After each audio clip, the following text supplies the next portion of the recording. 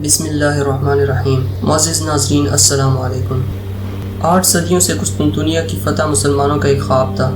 معزز صحابی معاویہ ابن ابو سفیان کے دور سے اس کو حاصل کرنے کی کوششیں کی گئیں، لیکن کوئی بھی اس کو حاصل کرنے میں کامیاب نہ ہوا۔ ہر مسلم کمانڈر کی خواہش تھی کہ وہ فاتح بنے جو حضرت محمد صلی اللہ علیہ وسلم کی اس روایت میں ہے کہ آپ قسطنطنیہ فتح کرو گے، اس کا کمانڈر بہترین ہے اور اس کی فوج بہترین ہوگی۔ ٹاپک کو مزید آگے بڑھانے سے پہلے آپ سے گزارش ہے کہ اگر آپ اس چینل پر نئے ہیں تو اس کو ضرور سبسکرائب کریں اور بیل آئیکن پر ضرور دبائیں تاکہ اچھی اور معلوماتی ویڈیوز آپ کو سب سے پہلے مل سکیں۔ تو کون تھا یہ فاتح جس کے بارے میں حضرت محمد صلی اللہ علیہ وسلم نے بشارت دی کہ قسطنطنیہ کو فتح کرے گا؟ یہ تھے سلطان محمد دوم، جو سلطان مراد دوم کے بیٹے تھے، اور ان کو قسطنطنیہ کی فتح کی وجہ سے سلطان محمد فاتح بھی کہتے ہیں۔ 27 رجب 835 عیسوی ہجری کو پیدا ہوئے۔ ان کی سرپرستی ان کے والد سلطان مراد دوم، جو 7ویں عثمانی سلطان تھے، انہوں نے کی۔ ان کے والد نے ان کو باقاعدہ تیار کیا اور ان کو اس طرح ٹرین کیا تاکہ ان کو سلطان کی رسپانسبلٹیز کے لیے تیار کر سکیں۔ سلطان محمد فاتح ایک نیک شخص تھا۔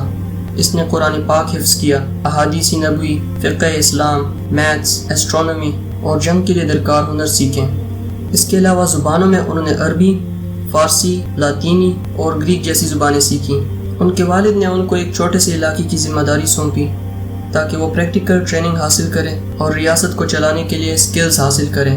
ان علماء نے شہزادے کے کردار کو متاثر کیا اور اس کی شخصیت کو اسلامی اخلاق اور آداب سے رنگایا۔ شیخ آق شمس الدین ایک ایسے اسکالر ہیں جو محمد فاتح کی پرورش کرتے تھے۔ انہوں نے ہی ان کے دل میں جہاد کا جذبہ پیدا کیا۔ شیخ نے محمد فاتح سے یہ بھی کہا کہ آپ وہی شخص ہو سکتے ہیں جو مذکورہ بالا نبی روایت میں مذکور ہیں۔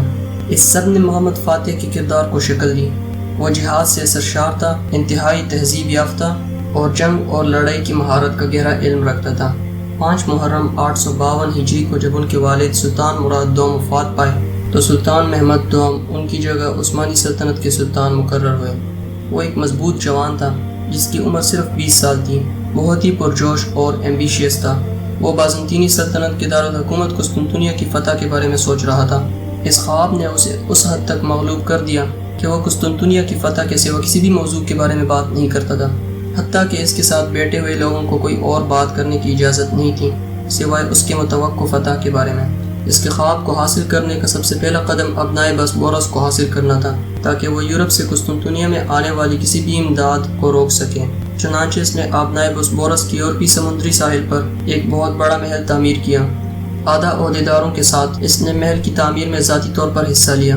اس محل کو بنانے میں 3 ماہ لگے، جو رومن کیسل کے نام سے مشہور ہوا۔ ابنائے بسبورس کے دوسرے کنارے پر اناطولیہ کا کیسل تھا۔ تب کسی بھی جہاز کے لیے عبور کرنا ناممکن ہو گیا جب تک کہ اس نے عثمانی فوج سے اجازت حاصل نہ کی ہو۔ اس وقت ایک باصلاحیت انجینئر نے سلطان محمد فاتح کے لیے متعدد توپیں بنائیں۔ ان توپوں میں سے ایک اس وقت سے پہلے کبھی معلوم نہیں تھا۔ اس توپ کی وزن 700 ٹن تھی اور اس توپ کی گونج بہت دور تک سنی جا سکتی تھی۔ اسے 100 بیلوں اور 100 مضبوط لوگوں کے ذریعے اپنی جگہ تک پہنچایا۔ اس جائنٹ توپ کو سلطانی توپ کہا جاتا تھا۔ اپنی تیاریوں کو مکمل کرنے کے بعد سلطان محمد فاتح نے 2,65,000 جنگجوؤں کی فوج کے ساتھ قسطنطنیہ کا رخ کیا۔ اس فوج میں پیدل فوج کے ساتھ ساتھ گھڑ سوار بھی تھے۔ اس فوج نے بھاری توپوں کے ذریعے قسطنطنیہ کا محاصرہ کیا اور عثمانی توپوں نے دن رات شہر کی مضبوط دیواروں پر اپنے میزائل فائر کرنا شروع کر دیا۔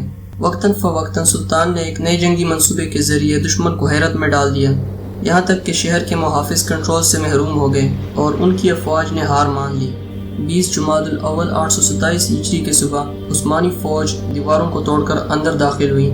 اپنے دیواروں پر عثمانی جھنڈے دیکھ کر قسطنطنیہ کے لوگ حیران تھے اور دوسری طرف ایسا لگ رہا تھا جیسے فوج کا سیلاب آ رہا ہو۔ شہر فتح کرنے کے بعد سلطان محمد فاتح نے ایک عظیم اجتماع کیا۔ اس میں وزراء اور فوج کے کمانڈر بھی شامل تھے۔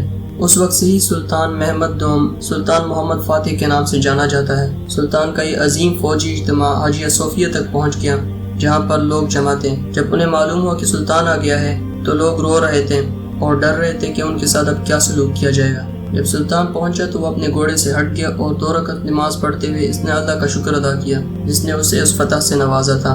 تب سلطان نے شہر کے لوگوں سے خطاب کیا جو ابھی آنسوں میں جھک رہے تھے، تو انہوں نے کہا، کھڑے ہو جاؤ، میں سلطان محمد ہوں اور میں آپ کو، آپ کے بھائیوں اور موجود تمام لوگوں سے یہ کہنا چاہتا ہوں کہ آپ کی جانوں اور آزادی کی حفاظت کروں گا۔ سلطان نے حکم دیا کہ چرچ کو ایک مسجد میں تبدیل کر دیا جائے اور پہلی بار اس جگہ سے نماز کی اذان سنی گئی۔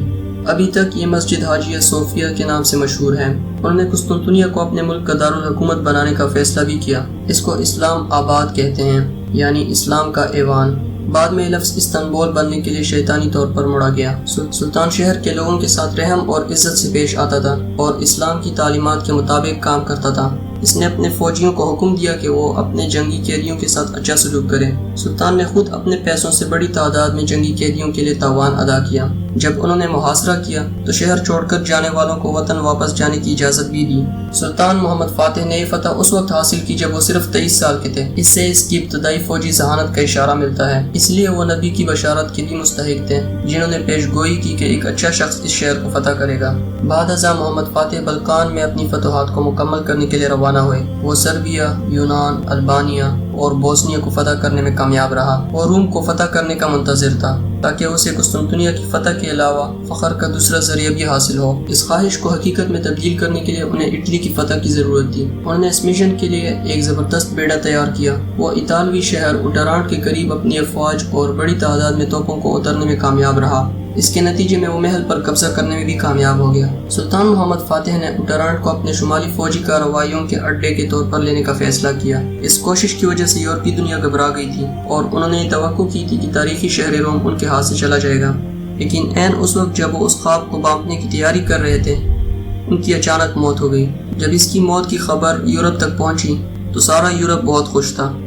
روم کے پوپ نے حکم دیا کہ چرچوں میں شکر گزاری کی دعا کی جائے اور اس خبر پر خوشی کا اظہار کیا جائے۔ سلطان محمد فاتح کے دور میں اپنی دانشمندانہ قیادت اور منصوبہ بند پالیسی کے سبب ریاست عثمانیہ نے ان حدود کو حاصل کیا جو اس سے پہلے کبھی نہیں کیا تھا۔ یہ ساری فتوحات صرف محمد فاتح کی کامیابی نہیں تھی، اپنے کچھ وفادار افراد کی مدد سے کتاب اللہ اور سنت رسول پر مبنی ایک آئین قائم کرنے میں کامیاب رہا اور عثمانی ریاست نے تقریباً 4 صدیوں تک اس آئین پر عمل کیا۔ اگرچہ وہ مصروف تھا لیکن اس نے 300 سے زیادہ مساجد قائم کیے، جن میں سے 192 صرف استنبول میں تھیں۔ انہوں نے 57 سکول بھی بنائے۔ محمد فاتح ادب سے محبت کے لیے بھی جانا جاتا تھا۔ وہ ایک اچھے شاعر اور باقاعدہ قاری تھے۔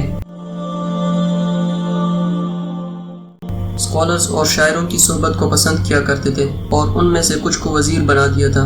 جب بھی وہ کسی بڑے عالم کے بارے میں سنتا تو اس کی مدد کرتا اور اس کی تائید کرتا یا اس کے علم سے استفادہ کرنے کے لیے استنبول آنے کو کہتا۔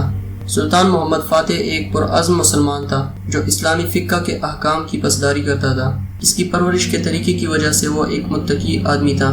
اس کے اساتذہ کے ذریعے ان کی خواہش کو پروان چڑھایا گیا، جنہوں نے اسے ہمیشہ قسطنطنیہ کا فاتح ہونے کی ترغیب دی۔ وہ اس شہر کو فتح کر کے اپنی سب سے بڑی کامیابی حاصل کرنے میں کامیاب رہا۔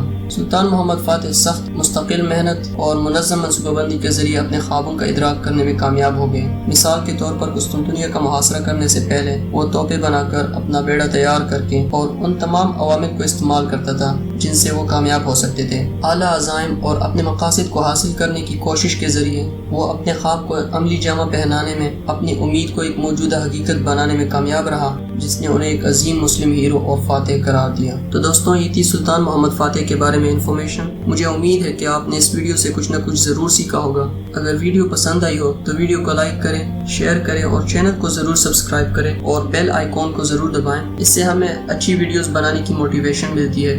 اور کامنٹس میں اپنی رائے کا اظہار ضرور کریں اور یہ بتائیں کہ اگلی ویڈیو ہمیں کس کے اوپر بنانی چاہیے۔